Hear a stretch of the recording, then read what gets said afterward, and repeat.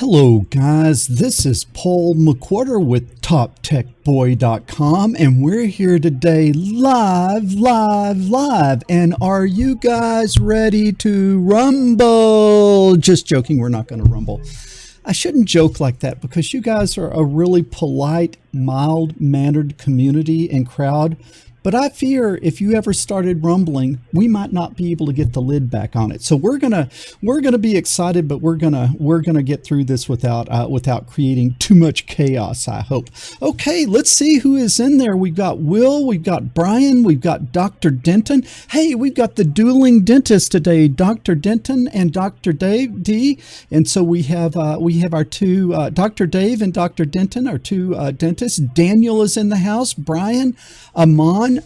Wild Bill has made it. Wild Bill, we were worried whether you were going to make it. We didn't hear from you in the pre-roll, but it's great to see that you are here.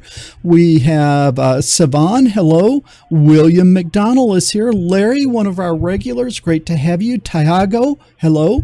Wiser than I once was. Hey, that's great. Michael, Daniel, Will, Pinoy. Boy, we've got a nice crowd developing here. And I hope you guys are ready to see some pretty cool stuff. Hey, BBF, okay, 3 a.m. in the UK. BBF has been a little under the weather, and we hope that you are recovering nicely. BBF, give us a thumbs up if you're on the mend and things are going in the right direction. But we're certainly delighted to have you here at 3 a.m. with you being a little bit under the weather. And we've got X Invalid, we've got Ken. Okay, BBF is on the mend. That is great to hear. Hey, you guys like my new camera back here? Okay, I got a new view for you. We will be watching a sunrise together over the mighty River Nile as we enjoy our coffee. And speaking of coffee, have you guys poured your coffee yet? Have you poured your coffee? Okay, I have got my iced coffee, straight up black coffee, poured over ice, no sugar, no sweeteners, none needed. I have that. And then because I got up at 4 a.m. this morning, I have a supplemental creamy cappuccino, half a cup of pure whipping cream, steamed with 2 shots of espresso. You have that for breakfast. You're not hungry all day. Okay, you guys have not commented. Do you like my new river cam here? Okay, it's got night vision. If I go to the other river cam, you can see that it's completely dark back there, but this has got night vision, and so hopefully we'll see a little bit of a sunrise over the River Nile as we go through this review today. Okay, let's look at the comments. Joseph, hi. Savan, yes. Daniel. Daniel, no, this is one of my security cameras. I've kind of been playing around with RSTP streams, and I actually got it where I can kind of get my cameras from my security systems piped into my YouTube stream, and so I thought that was pretty. I thought that was pretty cool. That cam is spooky with its night cam. Yeah, it is a little bit spooky. I saw something the other day on it and it kind of scared me a little bit, but I won't go into that. That's a story for another day. Michael Bentley, wow, 0 Dark 30, ready for the bed. Okay, that sounds good. Like the Nile pics, very good. Okay, this is all good. Awesome view. Is it raining? No, those are just little bugs because I guess they're attracted to, there's like a little bit of a light there on the camera and it attracts the bugs. And so that is what you, what you're seeing there. And guys, I got a great internet connection this morning, but if power goes down, this live stream is going to stop. And if that happens, just pause, give me 2-3 minutes and my generator will come on and I will reboot the system and I'll come back online. So if I just suddenly freeze up, give me 2 or 3 minutes to reconnect. I still am not able to span those few seconds between when the grid goes down and my generator comes up, that there's some sort of like surge protection stuff in my system that then will actually take the studio offline so that it doesn't get hit by spikes. But in the end, what that means is I freeze up and disappear. Okay, guys. Let's talk about what we are going to talk about today. And what we're going to do is, you guys know that in January, I will be starting a class on the Raspberry Pi Pico W. And what I want to do today is I want to do a review of the kit that I will be using, which is the Sunfounder Kepler Kit for Raspberry Pi. And I've got a link down in the description if you guys want to play along with the same hardware that I'm using. This is the kit that I'm going to be using. I guess that sort of gives away my review, because if I didn't think that it was a cool kit, I wouldn't be making a class on it. But I do want to kind of unbox it and start going through some of the stuff that's cool. Now, I'll be honest with you, I really hate the typical unboxing videos where they have the camera and they have the box and they cut it and they open it and they take it out and then that's not me, man. When I get the box, I'm not waiting around for you guys. I rip that baby open and I start getting the parts out and I start going through it. So I'm not going to wait around for you guys to open the box. But what I did do is I did take some components out of it, kind of got familiar with the kit, and I did a little bit of a project. Which I will be showing you as this video goes on. Okay, V, I don't say exactly where I am because I have some 305,000 subscribers. And when you have that many people, a few of you guys are crazy. Some people, even when I was in West Texas, some people tried to come to my house once. And so that's a little bit scary. So, you know, for the 299,999 of you that are wonderful people, I would love to tell you more about where I am. But for those few crazies out there who seem to get mad at me for all types of different stuff, I don't say exactly where I am. Does that sound like it makes sense? I ordered 5 more Pico W boards. Wild Bill, can you really have too many Pico W boards? I don't think so. I don't think you can have so many of those. So happy to see you live. Been watching for such a long time, though I understand I graduated now and work with robotics. Hey, good deal, but I still tune in just for memories. Okay, Joe, great. Hopefully these channels influenced you in being able to be successful in engineering. TD is here. Hello, TD. Can you get a battery backup for your studio? You know, I really can't. My whole house is on a battery backup system. And I've got a generator and I've got the power grid, and then I have a local UPS. But then I also have systems that prevent surges. So, you know, those little strips as surge protectors are not really reliable if you've really got bad power. So I have like a whole house surge protector. And when the whole thing comes together in those few seconds between when the power goes down and the generator comes on, I cannot keep the studio running. Someday, maybe I will be able to solve that. But to be honest with you, you know, sort of where I live here in the third world, and, you know, it's kind of like I live in a slum. Maybe someday I could, you know, show you the area that I live in. I kind of live in a slum. And so my electrical system is just barely working on the best day. It is just barely working on the best day. Okay, yeah, sounds like there is a bird. It sounds like a bird. Yeah, I was hearing a bird too, so there's probably birds outside. I might actually be getting the audio feed from the outside camera as well. Wow, that is it's looking good. Let's switch over and look at the river cam. And yeah, at the river cam, you can sort of begin to see, dawn. What do they say? Dawn is breaking here. And if I look outside, I can barely begin to see a little bit of light. Okay, guys, let me tell you a little bit about this kit and a little bit about the Pico W. I talked a little bit about the Pico W last week when I sort of asked the question, is the Pico W, and I'm not looking at the comments now. You guys can chat among yourselves in the chat room, but now I'm not reading the comments, so I'm not ignoring you. It's just I'm talking to you on the camera, and then in a minute I'll switch back over to the comments and see if you guys have some questions or get your feedback or input. And so last week, what we talked about the question of, is the Raspberry Pi Pico W the Arduino killer? And I came to the conclusion, yes, it is.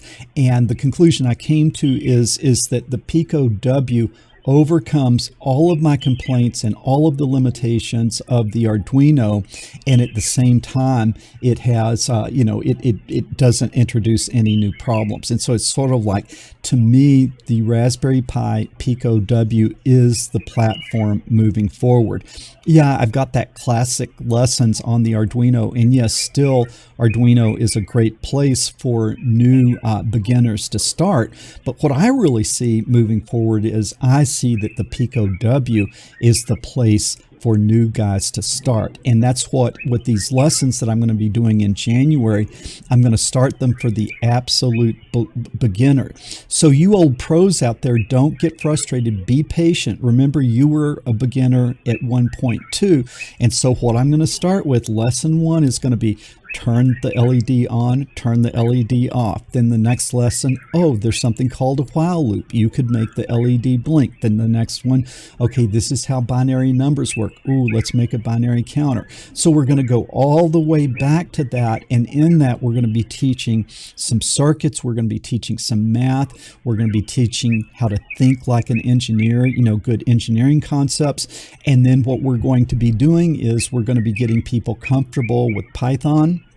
And then what we'll be doing is we will be going to some really, really cool projects. So you guys let me know, are you going to be patient with me to actually start for beginners? And then you guys know that the good stuff will be coming a little bit later. Is that something you're comfortable with? Dr. Denton, yeah, losing the Fusion 360. I've kind of gone through most of the things that I really know to show you on Fusion 360, but maybe we can periodically do some projects in Fusion 360, or maybe we can periodically do some upgrades to our printer. And so I would like to continue to throw out some good and interesting stuff on Fusion 360. But yeah, we're kind of going forward with the Raspberry Pi and then the Raspberry Pi Pico, if that makes sense. Okay, let's see. Yes, you guys, yeah, wiser once. I'm comfortable with that. Yeah. Periodic videos with Fusion. I hope to do that. Yes. Okay. Okay. So it seems like you guys understand me. And also, you guys that know what's going on, you got to remember, I'm one guy and there's 300,000 subscribers. You guys read the comments on this next class and offer the guys that are struggling some advice, some help, because I can't help individuals debug their projects. And especially new guys sometimes get hung on simple things. And you guys read the comments in these new classes and jump in and be helpful, because that's one of the things that we want to do. We want to start developing a community around the Raspberry Pi Pico W, and we want it to be a friendly community, a polite community, a community where we help each other. Okay, but we talked about that last week. Okay, so let me start by talking just about the Raspberry Pi Pico. And I will show you here. Can I show you this? Okay. It's crooked. We can't have anything crooked. It's got to be straight. And so I've got a little project here with the Pico W that I'm going to show you. And then we'll talk a little bit. We'll talk a little bit here about it. So what is it that I like about the Pico W? Number 1, it's small. Number 2, it's low cost. Okay.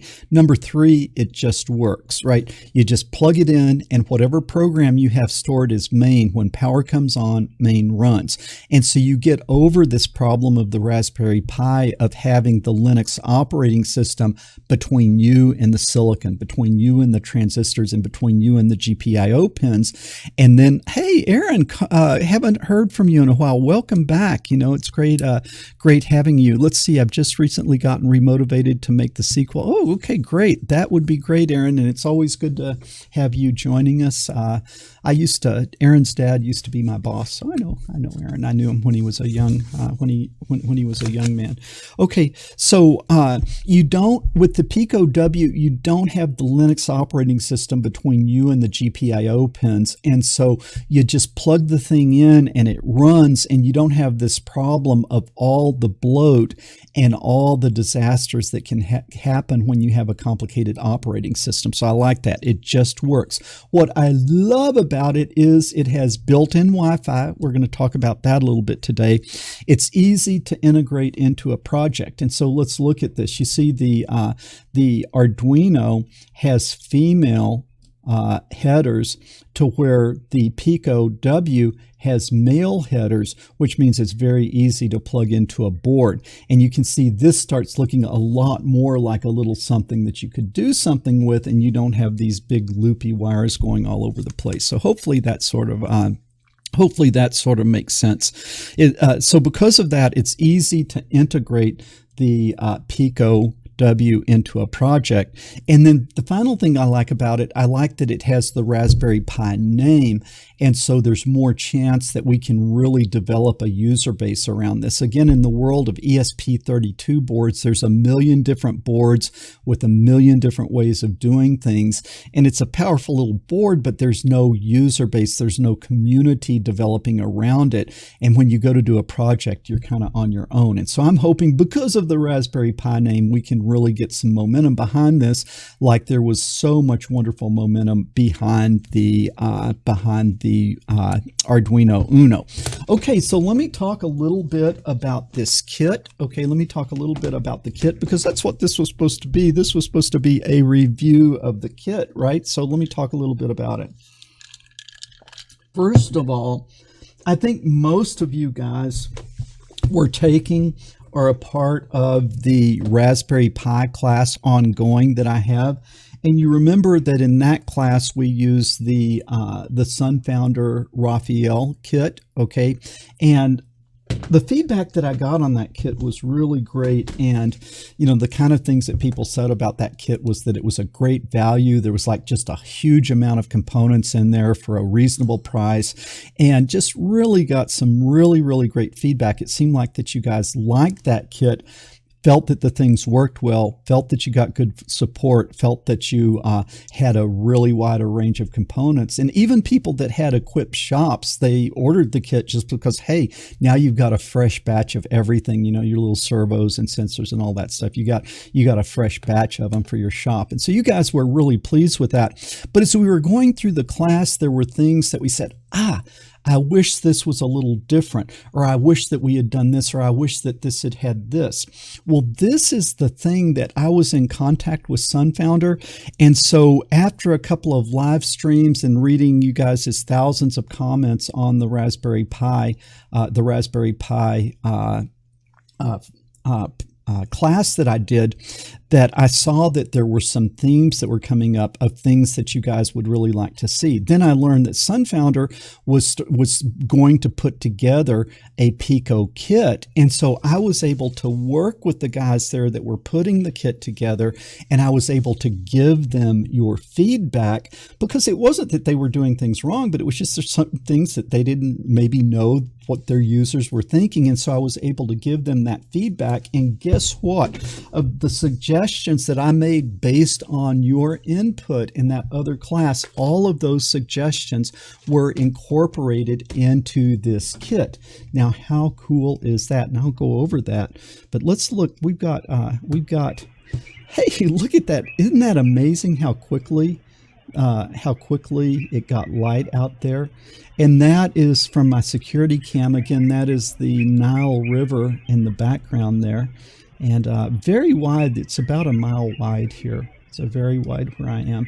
And then this is from the river cam, and you can see it's still from this camera. Maybe this camera doesn't have quite the light gathering capability, but you can see one of the fishermen out there. But I digress.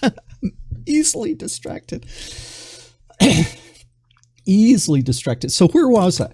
On this kit, this Kepler Kit, the Sunfounder guys incorporated all of the feedback that we gave them, and I think they came up with an absolutely fascinating kit. Because like if you're listening to thousands of people and then they start seeing things, you incorporate that into your next kit. And those are things that if you're just an engineer sitting somewhere putting a kit together, you might not otherwise know. So what was the first feedback that we gave for these guys based on what you guys told me? And that was absolutely, positively, everyone wanted the Pico W. Because if you don't have Wi-Fi, you don't have squat, right? Because if you don't have Wi-Fi, really you can't do anything that the Arduino can't do. And okay, even like if you think about if you don't have Wi-Fi, why not just use the Arduino Nano? The advantage of the Pico, the primary advantage of the Pico, the primary reason that the Pico can be the Arduino killer is onboard Wi-Fi. And the input that you guys gave me that I gave to the Sunfounder guys is that that the user base is willing to pay a couple of extra bucks for a kit. And I don't even remember what the kit is, if it's 60 or 70 or 50 or 80 or whatever the kit is. When you have kits in that range, you don't care about the extra $2 or whatever to get the Wi-Fi version of this. And so the thing I was very, very pleased to see is that in the kit, it includes the Pico W. And the other just really amazing thing about that is I think a lot of people really wanted to take the Raspberry Pi class, but you can't get a Raspberry Pi. Now, the nice thing about this is when you get the kit, it has everything that you need, and it includes the Pico W in it. And so I am just really, really extremely excited about that. And I just felt good that, we, the user base, we, the community gave feedback to the manufacturer of the kit, and they listened. How cool is that? It seems like that you would expect that, but it seems like that's kind of unusual these days that someone actually listens. The Arduino is crooked. We must make the Arduino straight. And somehow this got crooked. Does anybody else feel like things must be perfectly in the right order in the universe? There you go. Okay. So first thing is we got the Pico W. The second feedback that we gave is that we really wanted it to come with the headers soldered on. Okay, we wanted it to come with the headers soldered on because a microcontroller is not where you want to learn to solder. Okay, we probably should do a class one day on soldering, and everyone should know how to solder, but really you don't want to learn to solder on something like a microcontroller, and you want to learn to solder on something a lot simpler than that. And if the headers were not attached, then that is a major barrier to entry for the new people because they can't do anything if they don't know how to solder. And so it included the headers. And then what we really liked was it has the male headers instead of the female headers. So the male headers, and why do we like male headers instead of female headers?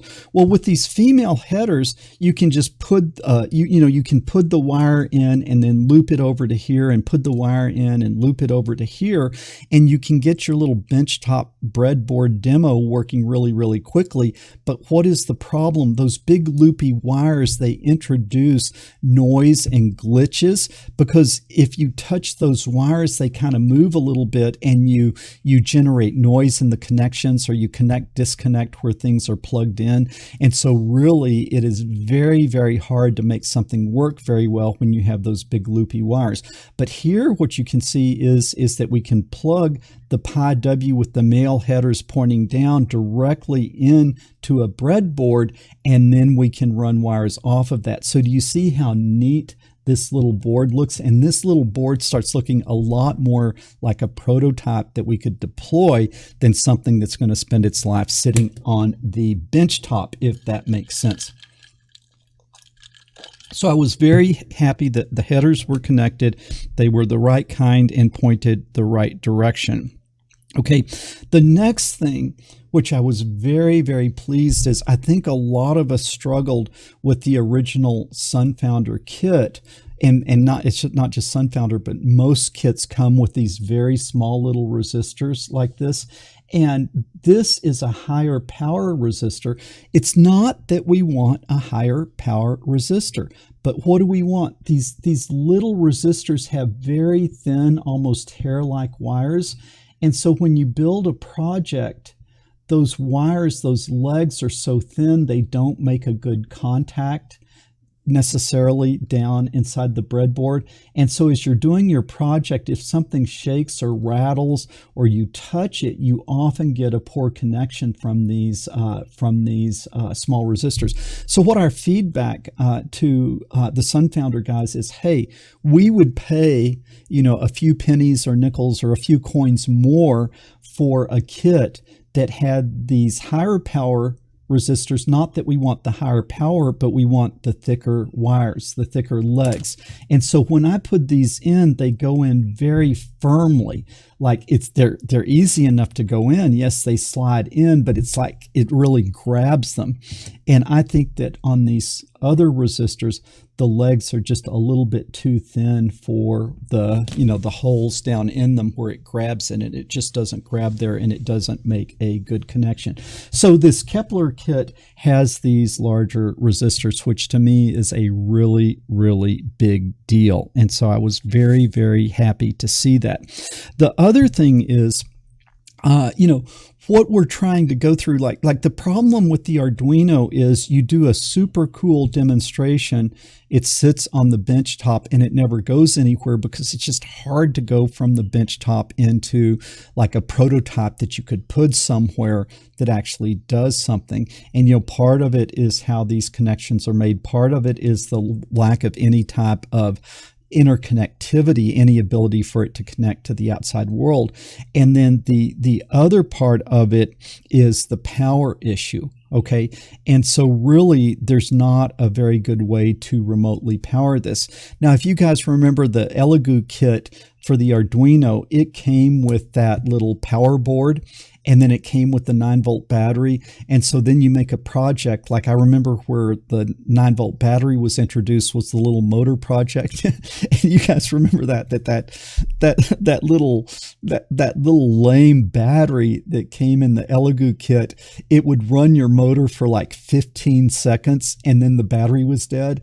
And the number one, like of the hundreds and hundreds of videos that I have and the thousands and thousands, probably tens of thousands of comments that I've gotten on this channel, the number one comment I think is, my motor's not running. It just sits there and it buzzes. Nothing happens. Well, it's because your battery's dead. And so it was the ability to have something that starts turning into a practical way of doing power and power management. Well, the really cool thing about this kit, and again, it was based on feedback that you guys gave, is it comes with a battery, and this is a LiPo battery, and it's rechargeable. Now, guys, it was like probably 3 or 4 years ago, I ordered a flashlight, and it had this type battery in it, and I was just like, man, you guys have given me a non-standard battery. I was really upset that I got a flashlight with one of these batteries in it because I'd never seen it before, and I thought, how am I ever going to do anything with that? But what I learned is these batteries hold a whopping big charge, and this is like a really, really great battery, and it would be a great battery to power the project. And I thought it was cool that the kit actually included the battery, so it's not like you get the kit and then you've got to run out and find the battery. And not only does it have the battery, but it also has the little battery holder so that you can put the battery in the little holder. Now you could imagine if you were 3D printing something, you could put a nice little spot for it. And then it even has the connector. Okay, so it has the battery, it has the holder, and it has the connector. But the really cool thing is somewhere in here, and I'm not going to try to dig it out and find it because this kit is full of so much delicious electronic goodness that I would have to dig for quite a while to find it. You guys can just see there's just all kinds of stuff in here, and it is sort of a double decker. It's got 2 layers of electronic components in it. So it's I guess, what can I say? It's a really neat system. And what that little board does is it gives you an ability to do some battery management.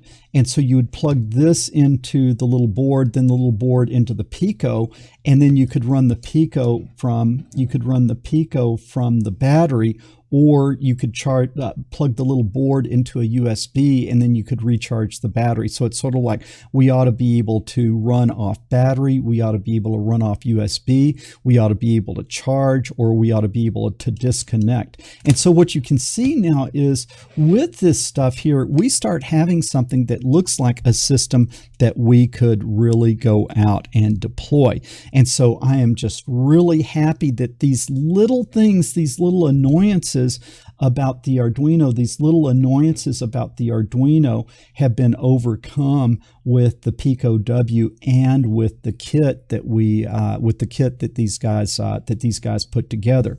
Now, there's one other thing that I thought was just super great, and again, it was feedback that I gave you, that in the earlier projects, what I was always telling you to do is go out and buy this other kit of these Bojack wires, so that rather than having those big loopy wires, that you can do very neat builds. Because if you get something that needs 10 or 15 or 20 wires, there's no way that you can debug it or figure out where things are when you've just got this spaghetti bowl of these big loopy wires running everywhere. So what is included in the Kepler kit is a nice set of this style. I'm not saying it's not Bojack wires, this is a different brand, but this style of wire is included in the kit. So what can we do? We can do really neat builds.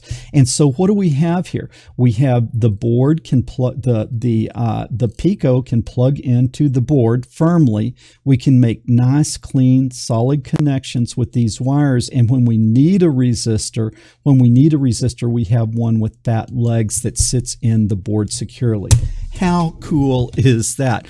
Okay, does it come with the charger? It comes with a board that manages charging. So it's a little board that you would put in, and then that little board you would plug into a USB, or you would plug into something, right? The power has to come from somewhere.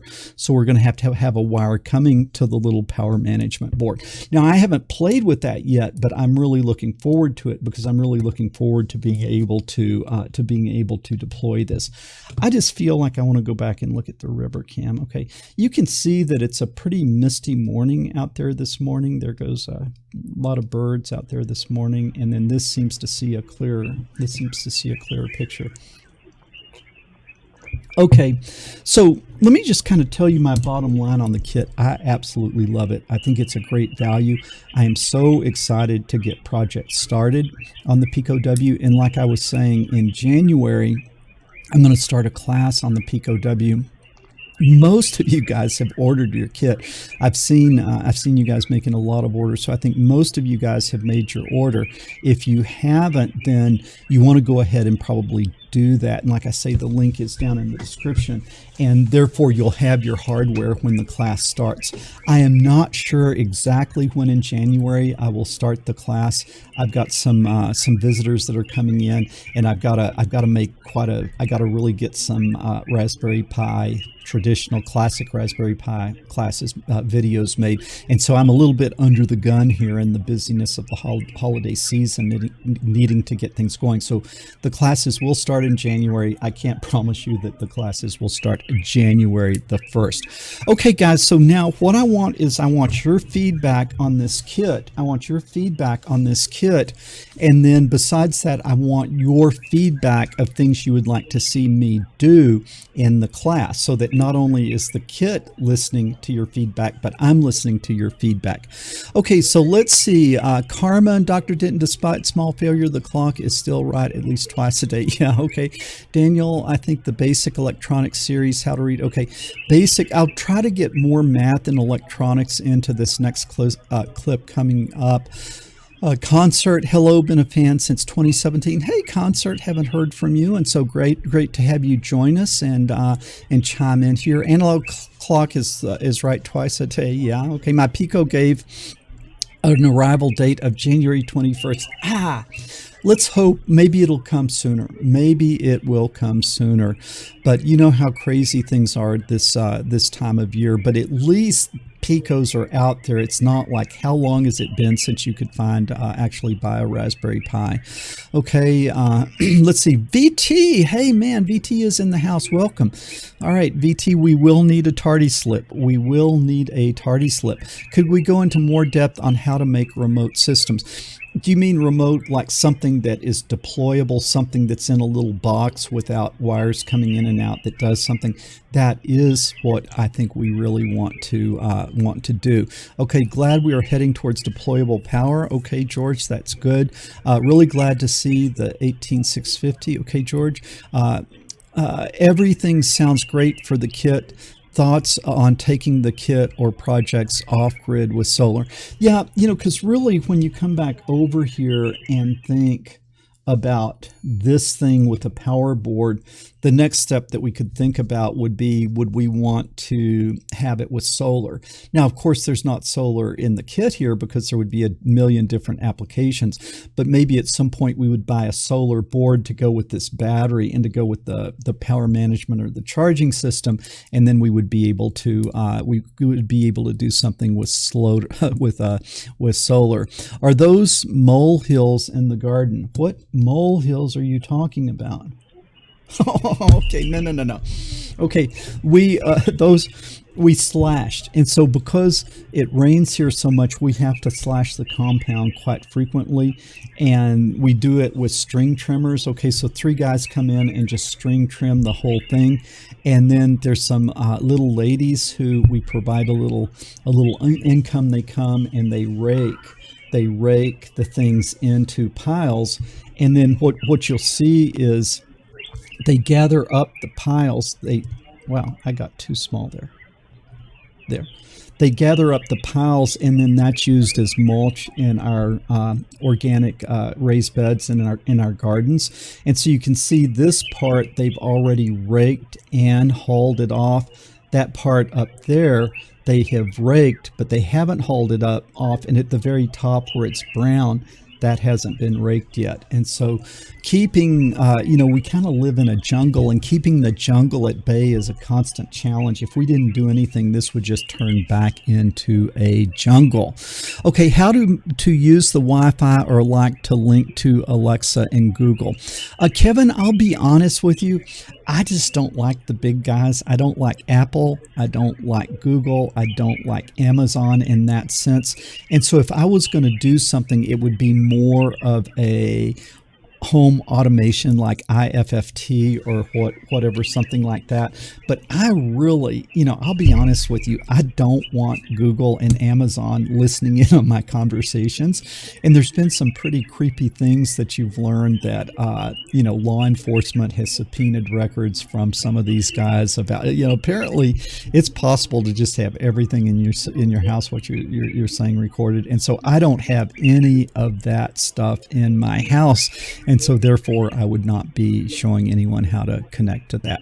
Okay, hope you understand my point there. Okay, let's see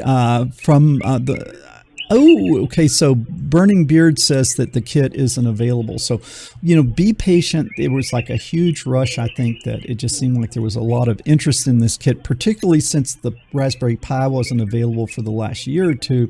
I think people jumped on this Pico W like a dog on a bone.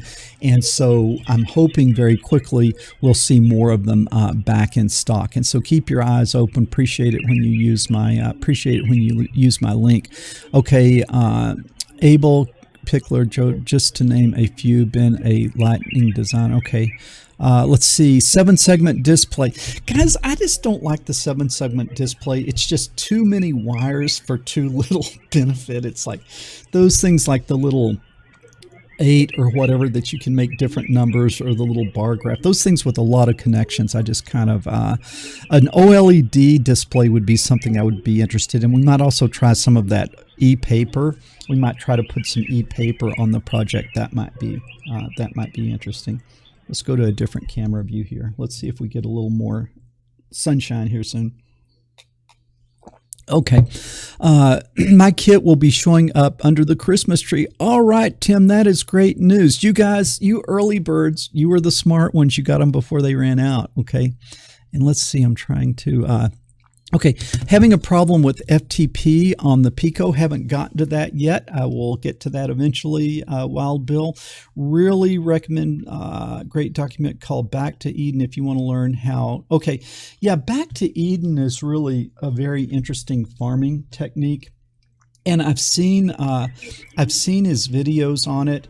And then here in Africa, they have something very similar called Farming God's Way.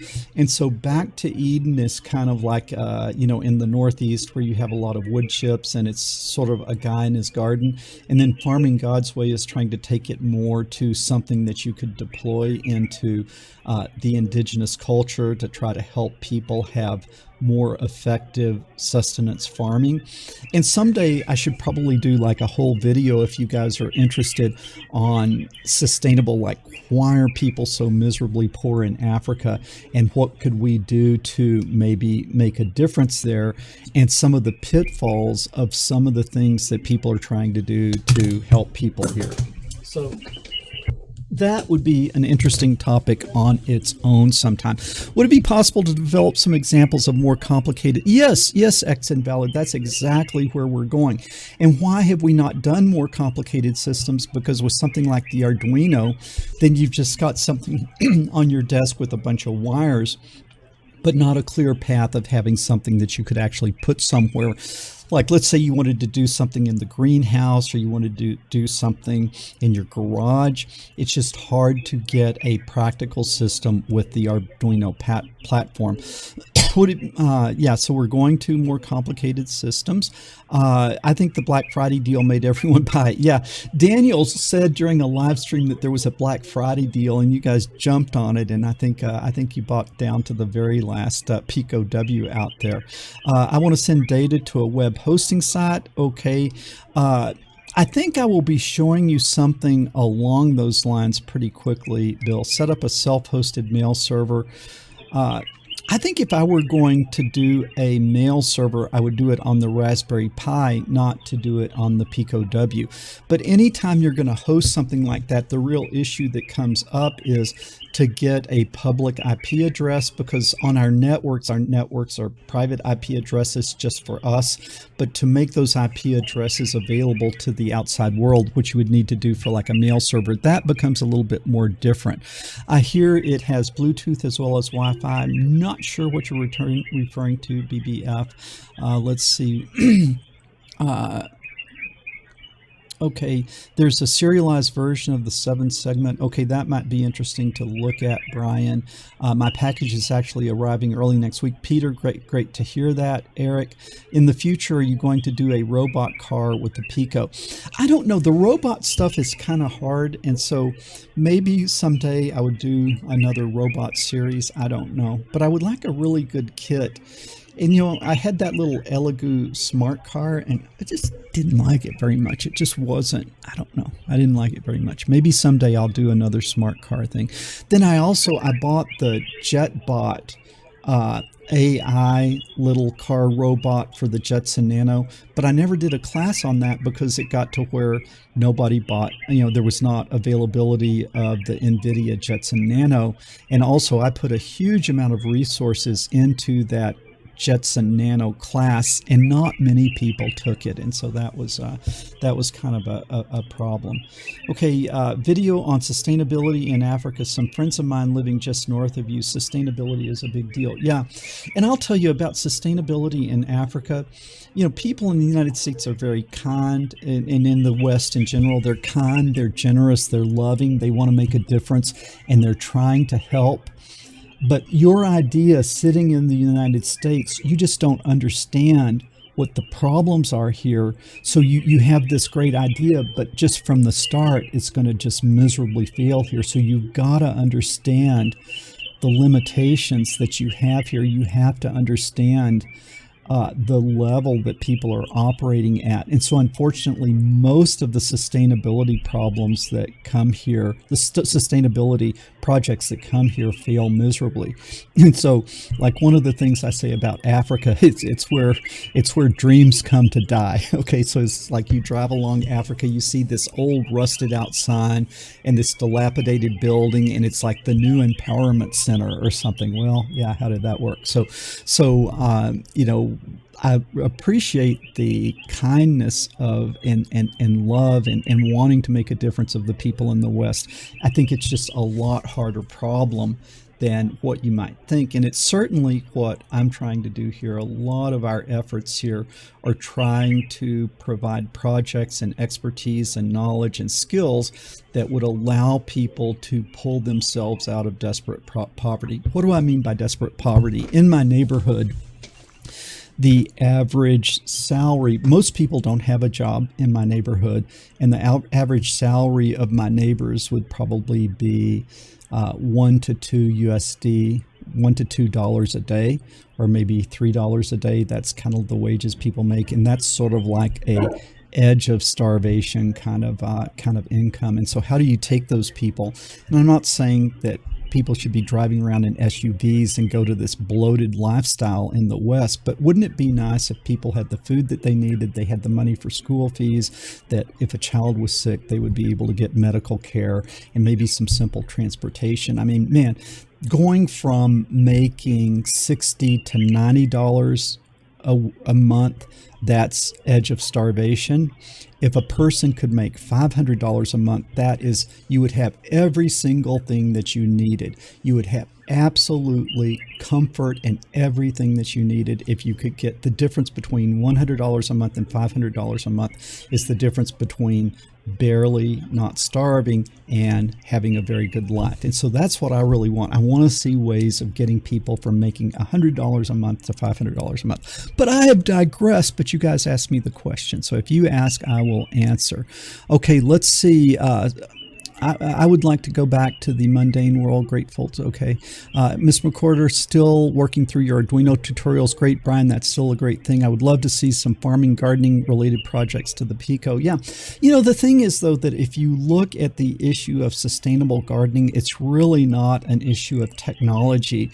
It's more of an issue of biology and soil and fertility and sustainability. So it's just not, I don't see sustainable agriculture as something that really benefits from technology. And so, like, let's think about fish farming. Like, I could put a tank, let's say a tank the size of a big desk, and I could put 500 tilapia in it.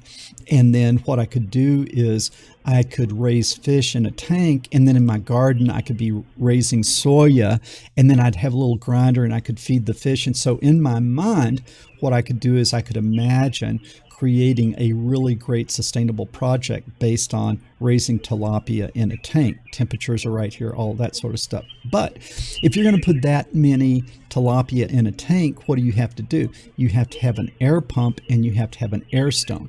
Now, if you have to have an air pump, now you have to have electricity. Okay, now you say, okay, well, there's people with electricity in Africa, so they could plug in the air pump. But you guys that don't live in Africa, you might not realize that the grid is down half the time. My grid is down like all day Tuesday, all day Thursday, most Sundays. 50% of the time my grid is down. Now, because I'm from the West and I had, I had successful jobs and stuff, I have a nice generator so I can live comfortably. But now that fish tank project that sounds like such a great idea, grid goes down at night, your air pump stops, and what? The fish die because they don't have electricity. Now we have to have a generator. We have to have diesel. So all of a sudden now we don't, and then you have a generator, you take an indigenous person, they don't understand about things like, maintaining the generator and oil changes and all that. So all of a sudden, something that seemed like such a great idea just becomes something that is going to fail. And so making things work here, yes, we're doing things that work. Yes, we are seeing some success, but it's a lot harder than what you guys might think that don't live here. Concert bought a Pico a while back, but haven't started it. The Arduino IDE programming is my comfort zone. Not many Pico libraries available yet. Okay, Concert, really think about going the MicroPython route with us. I think you'll like it if you do.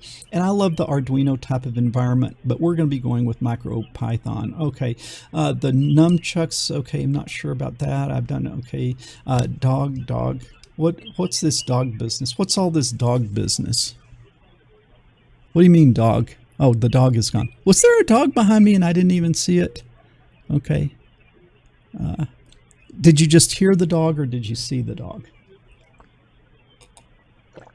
Hey, I see some fishermen over here, right? Let's see if we can see them on the other view. Okay. Let me get out of your way. I thought I saw some fishermen back there. No, don't see them. Okay. Maybe it's just in the wider angle view. Yeah, it's in the wider angle view.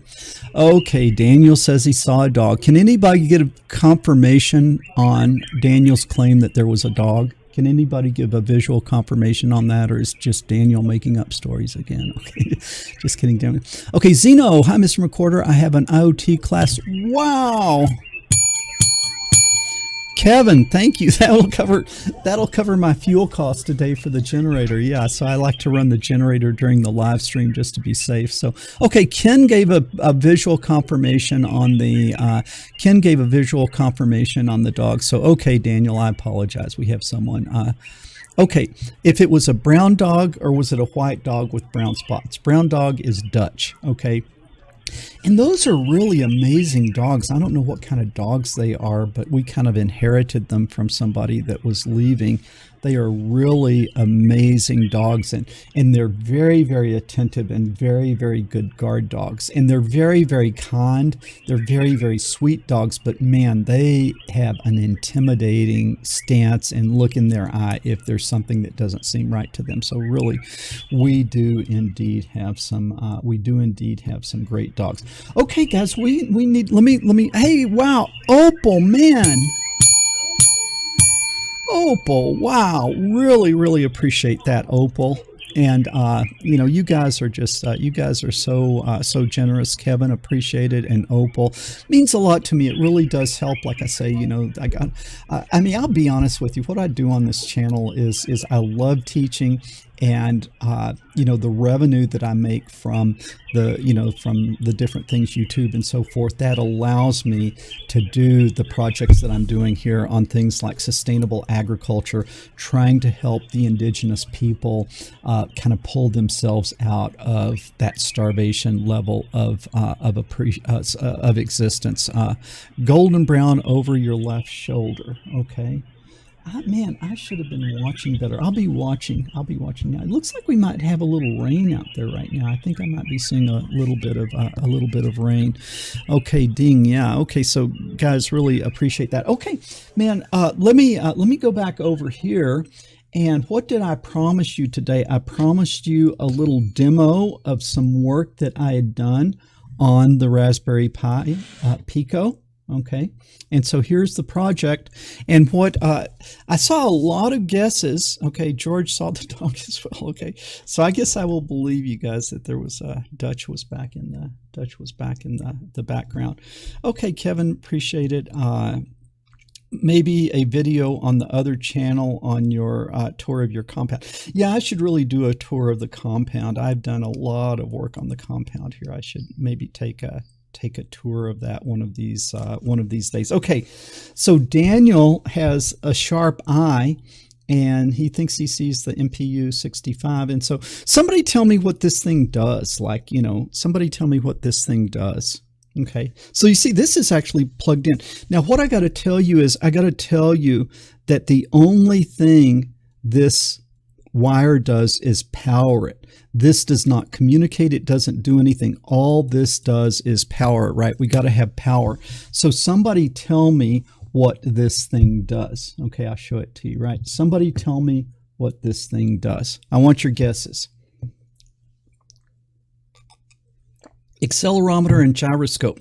BBF, that says what it is. BBF. The question was what? Did I say, what is it? No, BBF. I said, what does it do? Okay, I'm being difficult, BBF. Okay, but what does it do? Yes, Daniel, an inertial measurement unit is what it is. But what is this little project going to do? Man, Daniel, you're too good. I was hoping nobody would get it, and then I would give you this. I would give you this clue. But I think Daniel is on the right track there. Let me get out of your way. Okay, so we got this like this. Okay,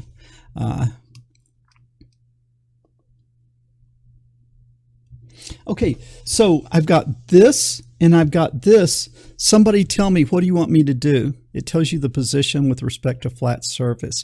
Okay, somebody tell me what you want me to do. Are we just going to sit here and stare at this, or do you want me to do it? No, Daniel, no quaternions this time. Someday we'll get back to quaternions. Okay, move it, Daniel says. Okay, so let's come in, and I'm going to get this, and then look at that. Okay, now look. Pitch up, pitch down, roll up, roll down, and then let's pitch and roll, pitch and roll. How cool is that?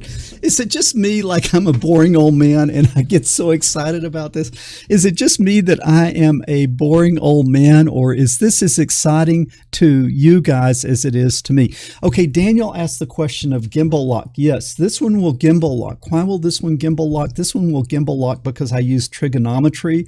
And if you really want the 360 degrees in all directions, free flowing, no gimbal lock, you've got to use quaternions. But guys, I did this in 2 hours yesterday as a little project, and so I didn't have time to get into the whole quaternion lands. Okay, Aaron says, if I remember correctly, you did use something similar to visualize the, or yeah, Aaron, you're exactly right. This was something similar that we did on our high altitude balloon projects. Okay. Okay, BBF, the difference is that the component that comes in the kit is a 6-axis. It has 3 gyros and 3 accelerometers. Back when I was doing the BNO 055, that had 9 axes, which had the magnetometer. And the BNO 055 was like $45 though, so that one component cost, you know, like the cost of a kit. So when you have something like you're going to put an IMU in a kit that has hundreds of components, you know, you get one that's a little bit more limited, but you really learn what it is. You really learn what it is to do the math to solve a problem like this. Okay. Let's see here. Wow, 2 hours. It's neat even for a 70-year-old. Okay, Ken as a 70-year-old thinks it's neat. How about you? How about you younger guys? You guys with your cell phones and your video games, is this just old hat, or do you think it would be cool to be able to personally build, design, and program something like this? Is this just an old man thing, or do you guys think it would be interesting as well? Is the Pi Pico W not the same as the first Pi Pico? Well, the W is Wi-Fi, if I understand right, that the normal Pico doesn't have Wi-Fi, so you want the W one so then you can connect. Now Paul can make a sensor to tell him if the breadboard. Yeah, that's right. I could, you know what I could have? I could have like a self-leveling breadboard, and so that would be okay. George Amon. Okay, the younger guys are coming in saying that it's cool. The 40-year-olds think it's cool. Isaac thinks it's cool. Okay, so let me go to this view. It's just, I don't know. I just think these things are so fascinating. And so let's see here. I turned the orientation. So I got to turn the orientation back. You've got to kind of orient with the real world. You've got to orient with the real world. And so now I think I should be oriented. So we're going to go nose up, nose down, and then we're going to go left and go right. And you guys, if you haven't played with this, you really can't appreciate. Do you see how there is no noise or jitter in this at all? The only thing that you're seeing is just because I can't hold my hand perfectly still. But you see how there's absolutely no noise. And so let's think of all the math that had to go into this. You got to know the trigonometry to do this project. You have to know the circuits and engineering to do it. You have to know the programming to do it. You have to be able to design a concept. Do you see all the higher level learning that is going into this? And then to actually make it work, you have to do trigonometry. Now, what class in high school do students universally worldwide hate more than any other class? Trigonometry. Why? Because most teachers themselves don't understand trigonometry. Most teachers don't love trigonometry. And then most teachers, they don't know how to teach well. And then also the student sees it as hard and absolutely no use for it at all. Well, you see, we're going to start in a different starting point. We're going to start like, wow, this is a really cool project. Okay. And in order to do this project, I have to teach you some math. And do you see this problem where it goes up? Well, what we got to think about is we have to think about an angle. And with an angle, how high is it over here? Well, it's this length times the cosine of this angle. And so you see all of a sudden, you want to learn the trigonometry. Why? Because you need to know how far up that is. To know how far up it is, you have to know, SOHCAHTOA and that sort of stuff. So you see, this is a platform for teaching trig where the kids are saying, give me more, give me more, give me more. So I ask you, why is this stuff not taught in every single high school? Why does every single high school not be teaching this stuff so that the kids would actually want to learn the math and would actually be paying attention? SOHCAHTOA indeed, Brian. When I started teaching math, I had never heard of SOHCAHTOA, and I got up and I started doing the trigonometry, and this kid started yelling, SOHCAHTOA, SOHCAHTOA, and I thought it was like some volcano in Hawaii or something, but then the kid was showing me, and I thought, wow, SOHCAHTOA really is a good way of thinking about trigonometry, and so some of you guys actually know that, and so that is good. Yeah. So the thing is that, like, if you look at my Arduino lessons, or if you look at these lessons, any high school could offer it if you've just got a physics or a math teacher and they showed my videos and they got the kits, and then all the teacher would have to do is just proctor, help, coach, encourage, take roll, give advice, but you wouldn't have to be a technical expert, and with time their expertise would do it. So for like virtually free, every school in the world could be offering real engineering classes where kids would then really learn the math and learn the physics, but we don't do that. Why don't we do that? I don't understand. Okay, let's see. Math makes sense and uses logic. Yeah, English is black magic. Kevin, who is it that really gets to decide how words are spelled? Who gets to decide that? And who made them king of spelling? I don't understand. Did we have an election? This guy gets to decide how to spell things? I don't know. You see, math is math. Math is real. Math is not opinion. It's not like, I decide 3 plus 2 is 5. No, 3 plus 2 intrinsically is 5. And so that's why I like math more than I like English and spelling and things like that. Okay, math makes sense. English back match. I agree. Wiser than I once was. It'll be amazing. Okay, humanities are the worst classes. Yeah, I kind of agree with that. I hate to say that. Yeah, Daniel's got his SOHCAHTOA going there. At least we have you to teach. Okay, but get this. You guys go down and get this stuff in the classroom, right? Does it cost? Do I charge for a school to use my curriculum and my videos? No, it's free. It's free. But I think sometimes the attitude is if it's free, it can't be good. And so schools with STEM programs will go buy some. They'll pay like $100,000, $200,000 a year to access some online curriculum. It's lame, but it's got to be good because they're charging for it. Okay. Math is a way to model the real world. Yes, I agree with that. Okay. Why don't words tough and dough not rhyme? Yeah.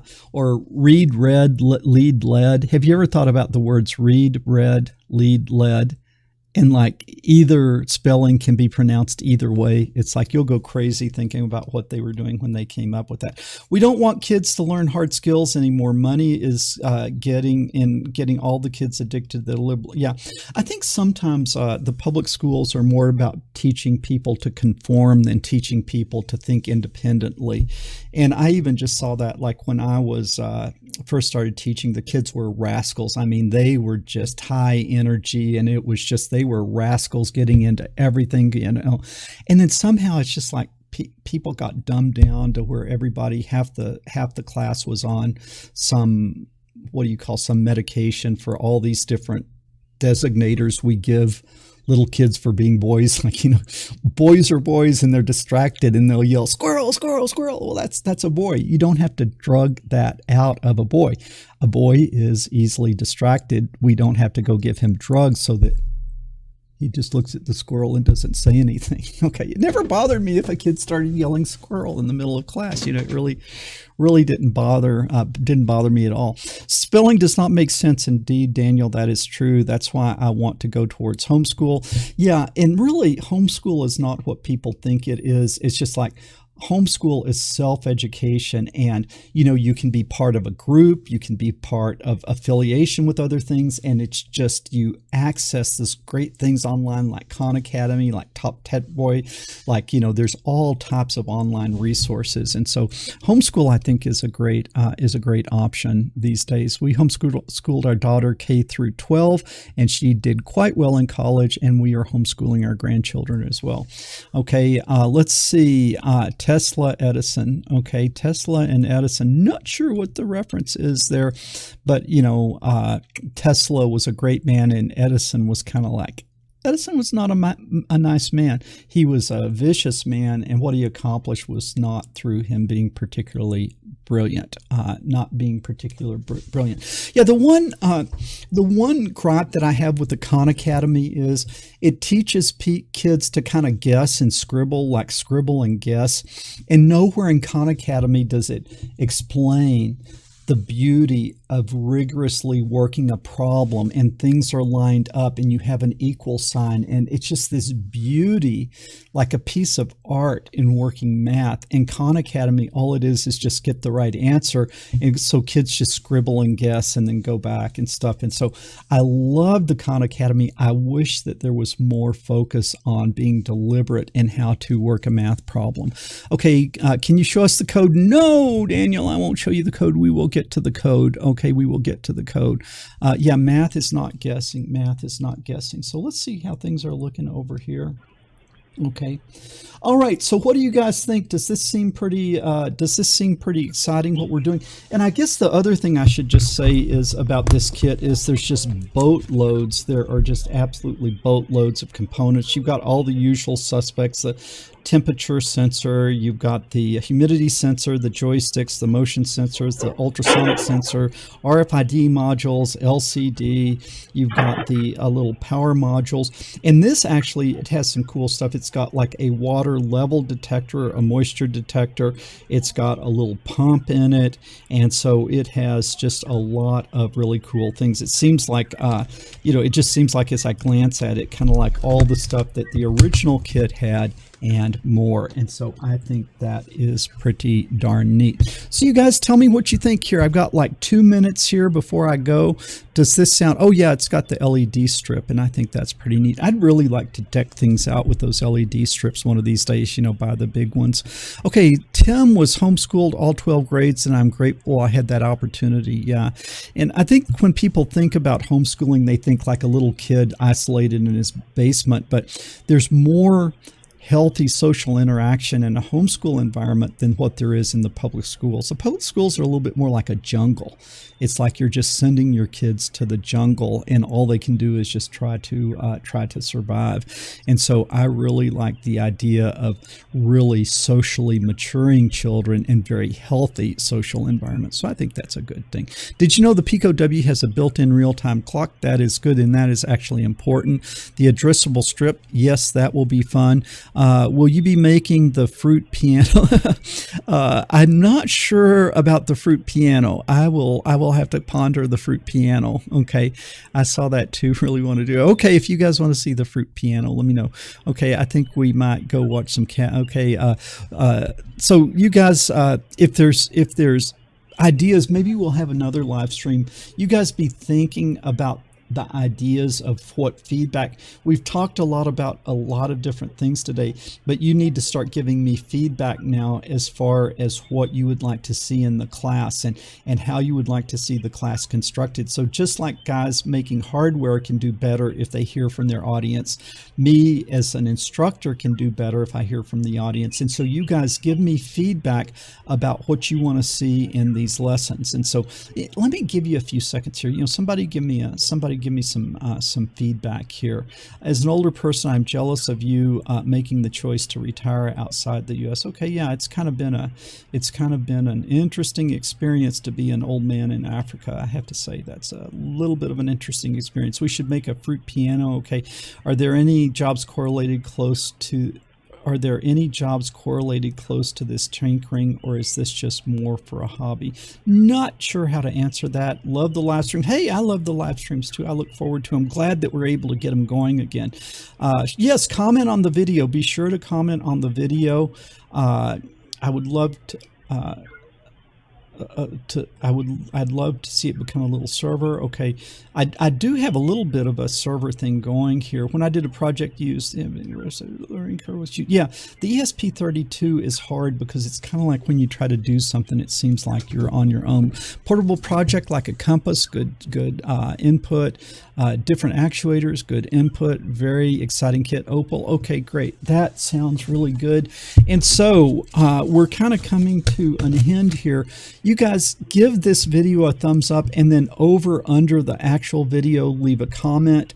And then guys, man, get a kit and give it to a young person and work with them. You know, you guys that are uncles and dads and grandpas, get your kids into this. And if your kids or grandkids aren't interested, then find a neighbor. Okay, find a neighbor. But we need to get people doing engineering and not sitting around watching silly cat videos. Okay, guys, I will be signing off. This is Paul McWhorter with TopTechBoy.com. I will talk to you guys later.